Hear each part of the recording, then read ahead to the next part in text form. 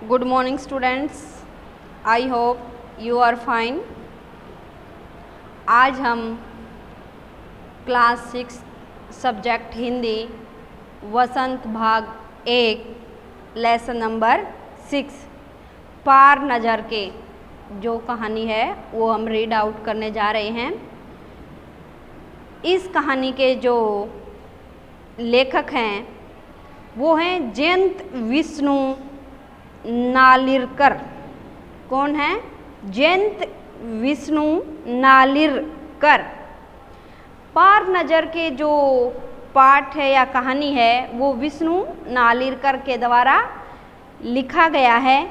इस पाठ में विशेषकर रूप से जो हमारे ग्रह हैं मंगल ग्रह की धरती पर उतरे हुए अंतरिक्ष यान के विषय में वर्णन किया गया है।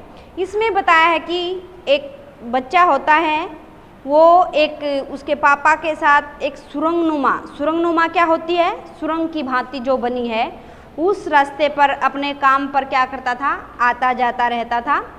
छोटू भी उस रास्ते से जाना चाहता था, परंतु वह रास्ता आम आदमी के लिए क्या था? बंद था। तो छोटू के पापा उन चुने हुए लोगों में से एक थे जो क्या है? सुरंगनुमा रास्ते से जाते थे, जो अपने पास की मदद से सुरंग से होकर जा सकते थे। सौभाग्यवश से एक दिन यह पास छोटू के हाथ लग गया। तो क्या है? सुरंग में जाने के लिए क्या बना हुआ था? पास बना हुआ था। और इसमें क्या है? मंगल ग्रह, उसमें अंतरिक्ष यान है, उसका इसमें वर्णन किया गया है। तो आज हम पार नज़र के लेसन रीड आउट करेंगे। वह एक सुरंगनुमा सुरंग की तरह रास्ता था। आम आदमी के लिए इस रास्ते से होते हुए जाने की मनाही थी, मतलब जाने नहीं दिया जाता था। लेकिन छोटू ने एक दिन अपने पापा का सिक्योरिटी मतलब जहाँ उस रास्ते से सिक्योरिटीनुमा रास्ते से जाने के लिए जो बना हुआ था, पास लिया और वहाँ जा पहुँचा। सुरंग में फिर क्या हुआ? छोटू कितनी बार कहा है तुमसे कि उस तरफ मत जाया करो। कौन कहता है? उसके पापा कहते हैं। फिर पापा क्यों जाते हैं उस तरफ रोज़? मतलब वो कहता है कि मेरे को तो ये कहा जाता है कि आप वहाँ क्यों जाते हो, और पापा हमेशा वहाँ जाते हैं। पापा को काम पर जाना होता है रोज़ाना, मतलब प्रतिदिन। यही वार्तालाप आपस की जो बातचीत है हुआ करती थी। छोटू की माँ और छोटू के बीच उस तरफ की सुरंगनुमा रास्ता था, और छोटू के पापा इसी सुरंग से होते हुए काम पर क्या करते थे? जाया करते थे। आम आदमी के लिए इस रास्ते से जाने की मनाही थी। चंद चुनिंदा मतलब बहुत कम चुने हुए लोग इस सुरंगनुमा रास्ते का इस्तेमाल प्रयोग किया करते थे, और छोटू के पापा इन्हीं चुनिंदा मतलब चुने हुए लोगों में से एक थे। आज छुट्टी थी और छोटू के पापा घर ही पर आराम कर रहे थे। नज़र बचाकर चोरी छिपे छोटू ने पापा का सिक्योरिटी पास हथिया लिया और चल दिया सुरंग की तरफ। वैसे तो उनकी पूरी कॉलोनी ही जमीन के नीचे बसी हुई थी। यह जो सुरंगनुमा रास्ता था, अंदर दिए जल रहे थे और प्रवेश करने से पहले एक बंद दरवाजे का सामना करना पड़ता था। दरवाजे में एक खांचा बना हुआ था। छोटू ने खांचे में कार डाला, तुरंत दरवाज़ा खुल गया। छोटू ने सुरंग में प्रवेश किया। अंदर वाले खांचे में सिक्योरिटी पास आ पहुंचा था, उसे उठा लिया। कार्ड उठाते ही दरवाज़ा बंद हो गया। छोटू ने चारों तरफ नज़र दौड़ाई। सुरंगनुमा वह रास्ता ऊपर की तरफ जाता था, यानी जमीन के ऊपर का सफ़र कर आने का मौका छोटू को मिल गया था। मगर कहाँ, मौका हाथ लगते ही फिसल गया। सुरंग में जगह जगह लगाए निरीक्षक मतलब जो जांच यंत्र होते हैं उनकी जानकारी छोटू को नहीं थी, मगर छोटू के प्रवेश करने से पहले ही निरीक्षक मतलब निरीक्षक होता है जो जांच पड़ताल यंत्र में संदेहास्पद मतलब उनमें कुछ उलझन पैदा हो गई, स्थिति दर्शाने वाली हरकत हुई, इतने छोटे कद का व्यक्ति सुरंग में कैसे आया। दूसरे जो निरीक्षक थे, यंत्र ने तुरंत छोटू की तस्वीर खींच ली। किसी एक ने नियंत्रण केंद्र में इस तस्वीर की जांच की और खतरे की सूचना दी। मतलब खतरे का जो सिंबल है वो सुरंग में आ गया। इन सारी गतिविधियों से अनजान छोटू आगे बढ़ रहा था। तभी जाने कहाँ से सिपाही दौड़े चले आए, छोटू को पकड़कर वापस घर छोड़ाए। घर पर छोटू की माँ छोटू का क्या इंतजार कर रही थी। बस अब छोटू की खैरियत नहीं थी, मतलब अब उसको जान को खतरा था, उसकी डांट पड़ने वाली थी। छोटू के पापा न होते तो छोटू का बचना मुश्किल था। छोड़ो भी, मैं इसे समझा दूंगा सब, फिर वह ऐसी गलती कभी नहीं करेगा। पापा ने छोटू को बचा लिया। बोले छोटू, मैं जहाँ काम करता हूँ न वह क्षेत्र जमीन से ऊपर है, आम आदमी वहाँ नहीं जा सकता। क्या है कि छोटू के पिताजी उसको समझाते हैं कि बेटा जहाँ पर मैं काम करता हूँ वह क्षेत्र जमीन से ऊपर है और वहाँ पर आम आदमी आने जाने की क्या है, मनाही है। आज के बाद तुम वहाँ कभी मत जाना, क्योंकि वहाँ के माहौल में जी ही नहीं सकता। तो फिर आप कैसे जाते हैं वहाँ? छोटू का लाजमी जवाब था, मैं वहाँ एक ख़ास किस्म का स्पेस सूट पहनकर जाता हूँ। स्पेस सूट से मुझे ऑक्सीजन मिलती है, क्योंकि मंगल ग्रह पर ऑक्सीजन नहीं है, ऑक्सीजन साथ लेकर जाना पड़ता है, जिससे मैं सांस ले सकता हूँ। इस स्पेस सूट की वजह से जो बाहर है कि ठंड से मैं अपने आप को बचा सकता हूँ। खास किस्म के जूतों की वजह से ज़मीन के ऊपर मेरा चलना मुमकिन होता है। ज़मीन के ऊपर चलने फिरने के लिए मैं एक विशेष प्रकार का प्रशिक्षण, मतलब जो ट्रेनिंग होती है वो दी जाती है। छोटू सुन रहा था। पापा आगे बताने लगे, एक समय था जब अपने मंगल ग्रह पर सभी लोग ज़मीन के ऊपर ही रहते थे, बगैर किसी तरह के यंत्रों की मदद के, बगैर किसी खास किस्म की पोशाक के। हमारे पूर्व ज़मीन के ऊपर रहा करते थे, मतलब हमारे जो दादा परदादाओं के दादा परदादा हुए हैं वो। लेकिन धीरे धीरे जो हमारा एटमॉस्फेयर है, वातावरण है, उसमें क्या हुआ, परिवर्तन आने लगा। कई तरह के जीव धरती पर रहा करते थे, एक के बाद एक सब क्या हो गए, मरने लगे। इस परिवर्तन की जड़ में था सूरज में हुआ परिवर्तन। सूरज से हमें रोशनी मिलती है, उष्णता मतलब गर्मी मिलती है। इन्हीं तत्वों से क्या है, जीवों को क्या होता है, पोषण, खाने पीने की चीज़ें मिलती हैं। सूरज में परिवर्तन होते ही यहाँ की जो प्रकृति है उसका क्या हो गया, तालमेल या संतुलन बिगड़ गया। प्रकृति के बदले हुए रूप का सामना करने में यहाँ के पशु पक्षी, पेड़ पौधे, अन्य जीव अक्षम साबित हुए। केवल हमारे पूर्वजों ने इस स्थिति का सामना किया। आपने तकनीकी ज्ञान के आधार पर हमने ज़मीन के नीचे अपना घर बना लिया। ज़मीन के ऊपर लोग विभिन्न यंत्रों के सहारे हम सूर्य शक्ति, सूर्य की रोशनी और गर्मी का इस्तेमाल करते आ रहे हैं। उन्हीं यंत्रों के सहारे हम यहाँ ज़मीन के नीचे जी रहे हैं, जहाँ सुचारू रूप से यंत्र चलते हैं। यंत्र सुचारू रूप से मतलब सही तरीके से यंत्र चलते हैं। इसके लिए बड़ी सतर्कता बरतनी पड़ती है मुझे, जब जैसे कुछ चुनिंदा लोग इन्हीं यंत्रों का प्रयोग करते हैं।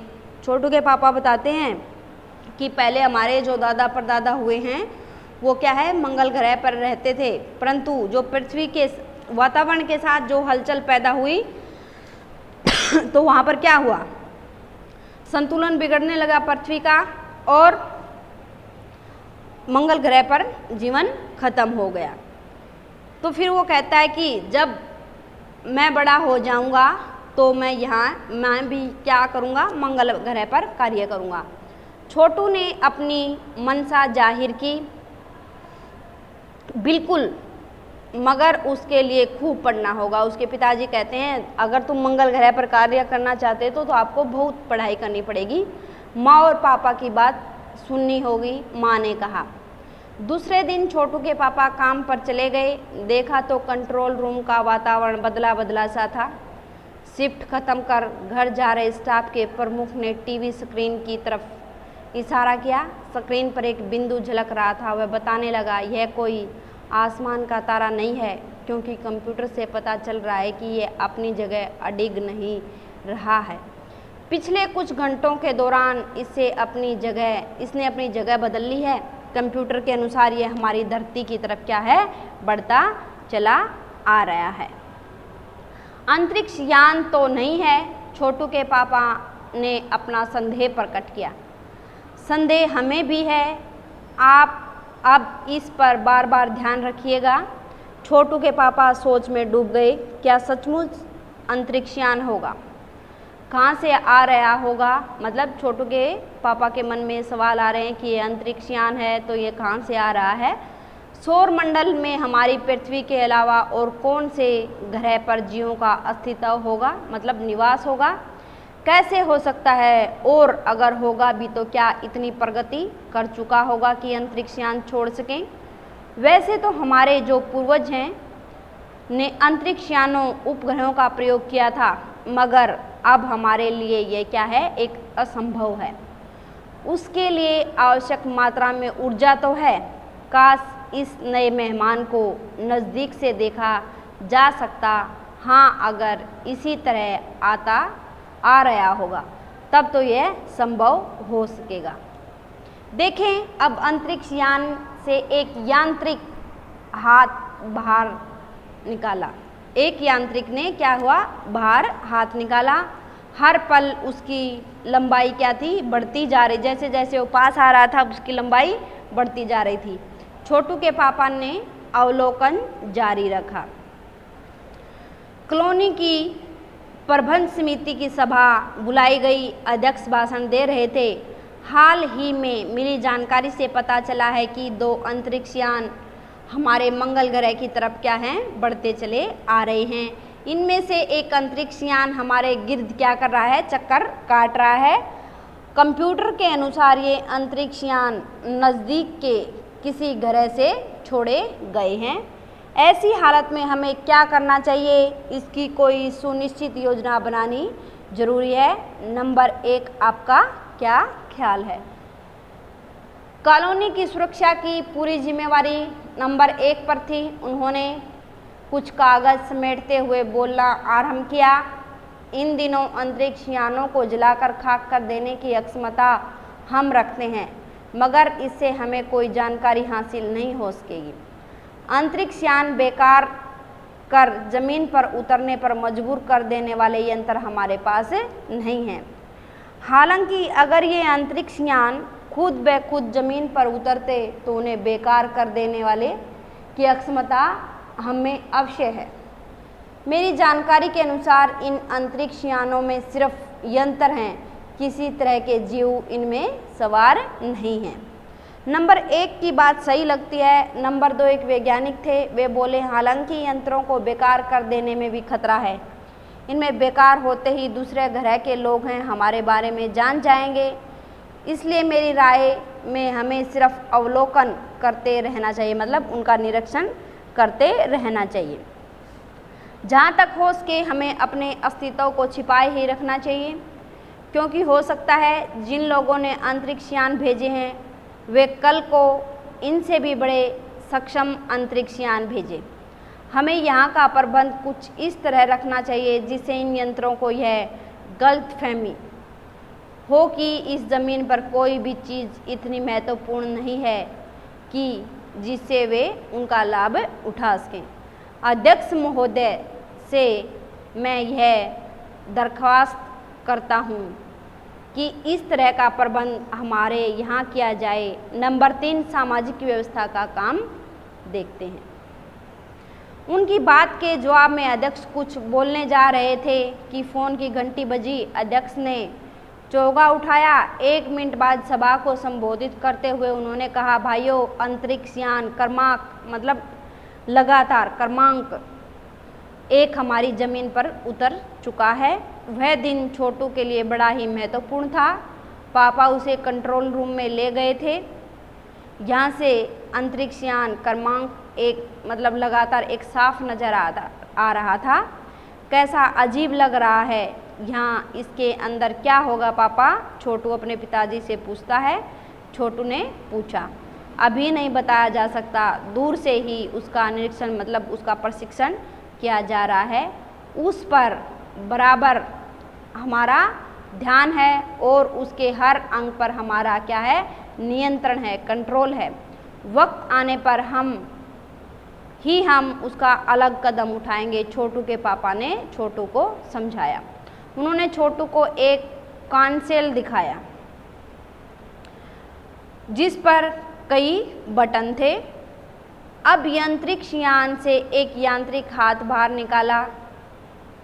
यांत्रिक ने बाहर हाथ निकाला। हर पल उसकी लंबाई क्या थी? बढ़ती जा रही थी। वह शायद जमीन तक पहुंचकर मिट्टी उकेर लेना चाहता था, मतलब मिट्टी उठा लेना चाहता था। सब लोग स्क्रीन पर दिखाई दे रहे थे। अंतरिक्ष यान की इस हरकत को ध्यान से देख रहे थे, सिवा एक के। उसका ध्यान कहीं और ही था, मतलब एक व्यक्ति कहीं और देख रहा था और सभी क्या है? जमीन की तरफ टकाटक नज़र लगाए हुए देख रहे थे। छोटू का सारा ध्यान था कंसोल पैनल पर।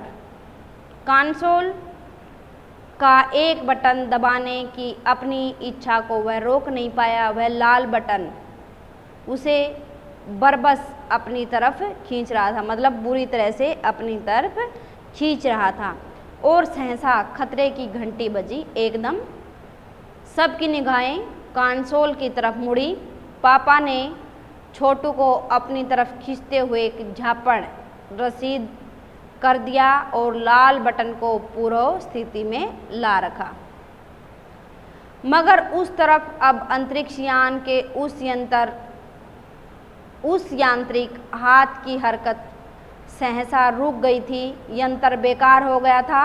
उधर पृथ्वी पर national aeronautics and space administration जो नासा द्वारा प्रस्तुत वक्तव्य से सबका ध्यान अपनी तरफ आकर्षित किया जा रहा था। मंगल की धरती पर उतरा अंतरिक्ष यान वाकई अपना निर्धारित कार्य कर रहा है। हालांकि किसी अज्ञात कारणवश अंतरिक्ष यान का यांत्रिक हाथ बेकार हो गया है। नासा के तकनीशियन इस बारे में जांच कर रहे हैं तथा इस यांत्रिक हाथ को दुरुस्त करने के प्रयास भी जारी हैं। इससे कुछ ही दिनों के बाद पृथ्वी के सभी प्रमुख अखबारों ने छापा, नासा के जो तकनीशियनों को रिमोट कंट्रोल के सारे वाइकिंग को दुरुस्त करने में सफलता मिली है। यांत्रिक हाथ ने अब मंगल की मिट्टी के विभिन्न नमूने इकट्ठे करने का काम आरंभ किया है। पृथ्वी के वैज्ञानिक मंगल की इस मिट्टी का अध्ययन करने के लिए बड़ा उत्सुक थे। उन्हें उम्मीद थी कि इस मिट्टी के अध्ययन से इस बात का पता लगाया जा सके कि क्या मंगल ग्रह पर भी पृथ्वी की तरह सृष्टि का अस्तित्व है। यह प्रश्न आज भी क्या है? एक रहस्यमय स्थिति या गुप्त एक छुपी हुई बात बन चुका है। तो आज हमने क्या पढ़ा? 6th लेसन पढ़ा। पार नज़र के जो कहानी थी जयचंद विष्णु नालिरकर द्वारा लिखी हुई थी। इसमें क्या है? मंगल ग्रह पर उसके छोटू के पिताजी काम करते हैं और उसमें कोई टेक्नीशियन जो दिक्कत हो जाती है तो हमारे ग्रह हैं, कितने हैं? 8, तो उनमें से मंगल भी एक ग्रह है। तो वो बताते हैं कि एक अंतरिक्ष यान क्या है वो धरती पर आ रहा है। उसमें से एक व्यक्ति ने नीचे हाथ किए हुए हैं, उसमें और भी व्यक्ति हैं जो क्या है सभी क्या है नीचे धरती की तरफ देख रहे हैं और एक है उसका ध्यान कहीं और है। ऐसी इसमें पार नज़र के बताई गई हैं। तो आई होप कि आपको ये लेसन अच्छे से समझ में आया होगा। आपको ये लेसन अच्छे से पढ़ना है और शॉर्ट क्वेश्चन करवाए जाएंगे, आपको उनका अच्छे से जवाब देना है और क्वेश्चन आंसर कॉपी पे राइट करके मेरे पास चेक करवाने के लिए भेजने हैं। Thanks, have a good day.